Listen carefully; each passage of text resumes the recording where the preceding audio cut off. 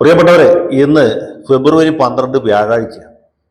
ഇന്നത്തെ ദിവസത്തിന്റെ സവിശേഷത എന്താ വെച്ചാൽ വിവിധ ട്രേഡ് യൂണിയനുകളുടെ സംയുക്ത ആഭിമുഖ്യത്തിൽ നടക്കുന്ന വമ്പിച്ച പൊതുപണിമുടക്കാണ്. ഇന്ന് എല്ലാവർക്കും ഇഷ്ടംപോലെ സമയമുണ്ടാവും. കാരണം ഇന്ന് യാതൊരു പണിയെടുക്കാനായിട്ട് ഇവർ സമ്മതിക്കില്ല.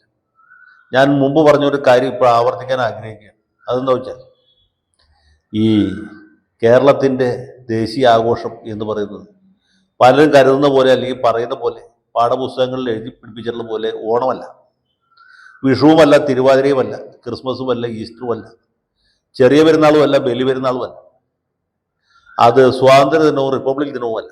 കേരളത്തിൻ്റെ ദേശീയ ആഘോഷം എന്ന് പറയുന്നത് പണ്ട് ബന്ദായിരുന്നു, ഇപ്പോൾ ഹർത്താലാണ്. ഈ ഹർത്താലിൻ്റെ തന്നെ വേറൊരു പേരാണ് പൊതുപണിമുടക്ക്. ഹർത്താലും പൊതുപണിമുടക്കും തമ്മിലുള്ള വ്യത്യാസം എന്ന് വെച്ചാൽ ഹർത്താലിനെ പ്രത്യേകിച്ച് ജോലിയൊന്നും ഇല്ലാത്തവരും അല്ലെങ്കിൽ ജോലിക്ക് പോകാൻ താല്പര്യമില്ലാത്തവരും ജോലിക്ക് പോകാൻ പ്രായമാകാത്തവരും ഒക്കെ ഈ ആഘോഷത്തിൽ പങ്കെടുക്കണം എന്നുള്ളതാണ് അതിൻ്റെ ഒരു നാട്ടു നടപ്പ്. നേരെ മറിച്ച് പൊതുപണിമുടക്കാണെങ്കിൽ അത് വേണ്ട. തൊഴിലാളികൾ, അതായത് ജോലിയുള്ള ആളുകൾ മാത്രം ഇതുമായിട്ട് സഹകരിച്ചാൽ മതി. എന്ന് വെച്ചാലും ഫലം ഏതാണ്ട് തുല്യമാണ്. കാരണം പൊതുപണിമുടക്കിൻ്റെ ദിവസം സ്വകാര്യ വാഹനങ്ങൾ ഓടുകയില്ല, സ്വകാര്യ ബസ്സുകൾ ഓടുകയില്ല. KSRTC ബസ്സുകൾ നിരത്തിലിറക്കുന്നതിനെ കുറിച്ച് ആലോചിക്കുക വേണ്ട.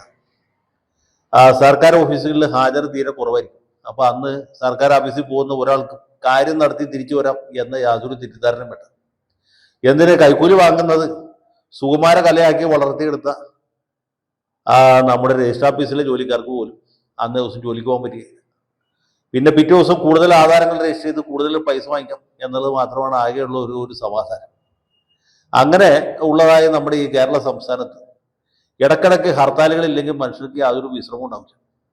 ഇടക്കിടക്ക് പൊതുപണിമുടക്കില്ലെങ്കിൽ തൊഴിലാളികൾക്കും ഈ പറഞ്ഞ പോലെ ഒരു ഒഴിവ് ആസ്വദിക്കാൻ പറ്റുകയില്ല. കച്ചവടക്കാർക്ക് പോലും ഹർത്താൽ ഇഷ്ടമാണ്. കാരണം എന്താ വെച്ചാൽ അന്ന് ഇയാളുടെ കട മാത്രമല്ലോ, അപ്പുറത്തെ കടയും തുറക്കുകയില്ല. പിന്നെ ഇന്ന് വിൽക്കാൻ പറ്റാത്ത സാധനങ്ങൾ ഒന്നുകിൽ ആളുകൾ തലേ ദിവസം വാങ്ങിക്കും, അല്ലെങ്കിൽ പിറ്റേ ദിവസം വാങ്ങിക്കും. ബിവറേജസിന്റെ ഔട്ട്ലെറ്റിൽ പോലും കച്ചവടത്തിന് യാതൊരു കുറവും സംഭവിക്കുകയില്ല. കാരണം ഈ ഹർത്താൽ ആഘോഷിക്കുന്ന അല്ലെങ്കിൽ പൊതുപണിമുടക്ക് ആചരിക്കുന്ന തൊഴിലാളി സഖാക്കൾ തലേ ദിവസം തന്നെ ഇനി ബിവറേജസ് എങ്ങനെ തുറന്നിരിക്കല്ലോ എന്ന് വിചാരിച്ചു കടയിൽ പോയി സാധനം നേരത്തെ മേടിച്ചു വെക്കും. അതിന് വേണ്ട അനുസാരികൾ നേരത്തെ സംഘടിപ്പിച്ചു വെക്കും. അപ്പോൾ നമ്മൾ ഈ 12-ാം തീയതി, അതായത് ഇന്നത്തെ പൊതുപണിമുടക്കിലേക്ക് വന്നാൽ തൊഴിലാളികൾക്ക് തീർച്ചയായിട്ടും പണിമുടക്കിൻ്റെ ഒരു കാരണമുണ്ട്. അതെന്താ വെച്ചാൽ ഈ ലേബർ കോഡ് നടപ്പാക്കി എന്നുള്ളതാണ്. ലേബർ കോഡ് പാസ്സാക്കിയിട്ട് ഏതാണ്ട് 3 വർഷവും അതിൽ കൂടുതലായി. പക്ഷെ അത് നടപ്പാക്കാനായിട്ട് സർക്കാരിന് ധൈര്യം വന്നില്ല. ഇത് പാസ്സാക്കിയ സമയത്ത് ഒരു പൊതുപണിമുടക്ക് നടത്തിയതാണ്. പിന്നീട് 2 കൊല്ലമായിട്ടൊന്നും നടപ്പാക്കാതെ വന്നപ്പോൾ ഈ സർക്കാരിനെ ഓർമ്മിപ്പിക്കാൻ വേണ്ടിയിട്ട് വേറൊരു പണിമുടക്ക് കൂടി നടത്തി. അപ്പോൾ പെട്ടെന്ന് സർക്കാർ ഓർത്തു, ലേബർ കോഡ് പാസ്സാക്കിയിട്ട് കുറച്ചാളായല്ലോ, ഇത് ഇതുവരെ നടപ്പിൽ വരുത്തിയില്ലല്ലോ എന്ന് ഓർത്ത് സർക്കാർ നടപ്പാക്കാൻ തീരുമാനിച്ചു. നടപ്പാക്കിയിട്ട് ഇപ്പോൾ 3 മാസത്തിന് മേലെ. പക്ഷെ ഇപ്പോഴാണ് നമ്മുടെ ഇളവരം കരീബനും മറ്റ് സഖാക്കൾക്കും മറ്റെല്ലാ ട്രേഡ് യൂണിയൻ നേതാക്കന്മാർക്കും ഓർമ്മ വന്നത് എന്ത്? ഈ ലേബർ കോഡ് നടപ്പാക്കി. ഇത് തൊഴിലാളികൾക്ക് വളരെ ദ്രോഹകരമാണ്. ഇതിനെതിരെ നമ്മൾ ഒരു പൊതുപണിമുടക്ക് കൂടി നടത്തി കഴിഞ്ഞാൽ നരേന്ദ്രമോദി മിക്കവാറും മുട്ടുപൂത്തും. ഇനി മുട്ടുപൂത്തില്ലെങ്കിൽ പുള്ളി സാഷ്ടാംഗം നമസ്കരിക്കും. ഇതോടുകൂടി ലേബർ കോഡ് നടപ്പാക്കാൻ തീരുമാനിച്ചത് പിൻവലിക്കും. രാഷ്ട്രപതി ഗസറ്റിൽ കൊടുത്ത വിജ്ഞാപനം പിൻവലിക്കും. ഏതുപോലെ നേരത്തെ കാർഷിക നിയമങ്ങൾ പാസ്സാക്കി. അന്ന് സിംഗന്മാർ ഡൽഹിയിലും പഞ്ചാബിലൊക്കെ വലിയ സമരം നടത്തി. ഈ കൃപാണൊക്കെ ഊരി പിടിച്ചുകൊണ്ടാണ് സമരം നടത്തിയത്. ട്രാക്ടറുകളിൽ നിരവധി സർദാർമാരും സർദാരിണികളും ഒക്കെ ഡൽഹിയിലേക്ക് വന്നു. ഡൽഹി നഗരത്തിന് ഉപരോധം ഏർപ്പെടുത്തി.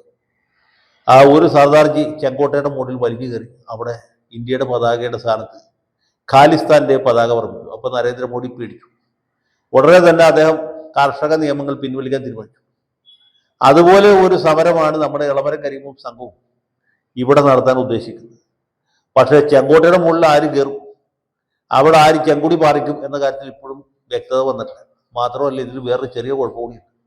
വാളയാർ ചുരത്തിന് അപ്പുറത്ത് ഈ പൊതുപണിമുടക്കിന് വല്ല റെസ്പോൺസ് ഉണ്ടാവും എന്നുള്ളത് ചോദിച്ചിട്ടാണ്. ഇതിനു മുമ്പ് നടത്തിയ വമ്പിച്ച ഹർത്താലുകളോ ബന്ദുകളോ അല്ലെങ്കിൽ പൊതുപണിമുടക്കുകളോ ഒന്നും കേരളത്തിന് അപ്പുറത്ത് ഒരു സംസ്ഥാനത്തെയും ബാധിച്ചിട്ടില്ല. ഈ തവണയും ബാധിക്കാൻ സാധ്യത കുറവാണ്. തമിഴ്നാട്ടിലും കർണാടകത്തിലും ഒക്കെയുള്ള സ്ഥാപനങ്ങൾ തുറന്നു പ്രവർത്തിക്കും. BJP ഭരിക്കുന്ന രാജസ്ഥാനിലും ഗുജറാത്തിലും മധ്യപ്രദേശിലും മറ്റു സംസ്ഥാനങ്ങളൊക്കെ ഇത് ഒരുപക്ഷെ ആരും അറിയാൻ പോലും ചെയ്യുകയില്ല. വ്യവസായ കേന്ദ്രങ്ങളിൽ, ഇപ്പോൾ കോൺപൂർ പോലെയുള്ള നഗരങ്ങളിൽ അല്ലെങ്കിൽ ബോംബെയിൽ ഒക്കെ ഇത് എന്ത് ഇമ്പാക്റ്റ് ഉണ്ടാക്കും? ഇനി എന്തെങ്കിലും ഇമ്പാക്റ്റ് ഉണ്ടാക്കിയാൽ തന്നെ കേന്ദ്ര സർക്കാർ ഇത് കേട്ട് പേടിക്കും. ഈ പാസ്സാക്കിയ തൊഴിൽ നിയമങ്ങൾ പിൻവലിക്കുകയും പഴയ തൊഴിൽ നിയമങ്ങൾ പുനഃസ്ഥാപിക്കുകയും ചെയ്യും. സാധ്യത വളരെ കുറവാണ്. കേന്ദ്ര ഗവൺമെൻറ് ഈ ആക്ടുകൾക്ക് കീഴിലുള്ള റൂൾസ് ഏതാണ്ട് തയ്യാറാക്കി റെഡിയാക്കി ഭരണത്ത് വച്ചിരിക്കും. ഇനി അത് നോട്ടിഫൈ ചെയ്യേണ്ട ആവശ്യമില്ല. കേരള സർക്കാരിന് വേണമെങ്കിൽ ഈ രീതിയിലുള്ള റൂൾസ് ഉണ്ടാക്കാവുന്നതാണ്. ഉണ്ടാക്കിയില്ലെങ്കിൽ അതിൻ്റെ കുഴപ്പം കേരളത്തിലെ തൊഴിലാളികൾക്ക് മാത്രമാണ്, അല്ലാണ്ട് കേന്ദ്ര സർക്കാരിന് ഒന്നും സംഭവിക്കാൻ പോകുന്നില്ല. അപ്പം ഇങ്ങനെയുള്ള അവസ്ഥയിൽ നിൽക്കുന്ന സമയത്ത് ഇതുപോലൊരു പൊതുപണിമുടക്ക് നടത്തുന്നതുകൊണ്ട് എന്താണ് പ്രയോജനം എന്ന് ചോദിച്ചാൽ, ഇവിടെ എളമരം കരീമിനെ പോലുള്ള നേതാക്കന്മാർ ജീവിച്ചിരിപ്പുണ്ട് എന്ന ആളുകൾക്ക് പെട്ടെന്ന് ഓർമ്മ.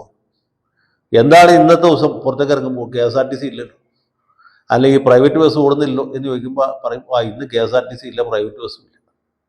ഇന്ന് തൊഴിൽശാലകൾ തുറന്ന് പ്രവർത്തിക്കുന്നതല്ല കാരണം നമ്മുടെ കരീം ഖാൻ്റെ ഗംഭീരമായ പൊതുപണിമുടക്കാണ് എന്ന് പറയും. അപ്പോൾ പെട്ടെന്ന് ഇത് കേൾക്കുന്ന ആൾക്കാർ കരീമിനെ ഓർക്കും, കരീമിനെ പോലെ ഒരു ധീര വിപ്ലവകാരി നമ്മുടെ നാട്ടിലുണ്ടല്ലോ. കോഴിക്കോട്ട് മത്സരിച്ച് 1.5 ലക്ഷം വോട്ടിൽ തോറ്റിട്ട് പുള്ളിയുടെ വിപ്ലവ ആവേശത്തിന് യാതൊരു കുറവും സംഭവിച്ചിട്ടില്ല. കരീം ഖാൻ ഇപ്പോഴും ഉഷാറായിട്ടുണ്ടല്ലോ എന്ന് മനസ്സിലാവും. അപ്പോൾ മറ്റ് ട്രേഡ് യൂണിയൻ നേതാക്കന്മാർക്കും ആ കൂട്ടത്തിൽ കുറേശ്ശെ രോമാഞ്ചം അനുഭവിക്കാവുന്നതാണ്. അതിനപ്പുറത്ത് ഇതുകൊണ്ട് വല്ല വിശേഷം ഉണ്ടെന്ന് ചോദിച്ചാൽ പറയത്തക്ക വിശേഷമൊന്നുമില്ല. ജനങ്ങളെ ബുദ്ധിമുട്ടിക്കാൻ പറ്റി എന്നൊരു ചെറിയ സമാധാനം അവർക്കുണ്ടാകും. നമ്മുടെ ഇടതുപക്ഷ സർക്കാരിൻ്റെ കാലത്തുള്ള അവസാനത്തെ പൊതുപണിമുടക്കാണ്. ഇനി ഇതുപോലെ ഒരു പണിമുടക്ക് നടത്തണമെങ്കിൽ 5 കൊല്ലം കൂടി കഴിയണം. VD സതീശൻ്റെ ഭരണം കഴിഞ്ഞ്, അല്ലെങ്കിൽ ചെന്നിത്തലയുടെ ഭരണം കഴിഞ്ഞതിന് ശേഷം അടുത്ത ഇടതുപക്ഷ സർക്കാർ വരുമ്പോൾ നമ്മൾ ഗംഭീരമായ ഹർത്താലുകൾ നടത്തും.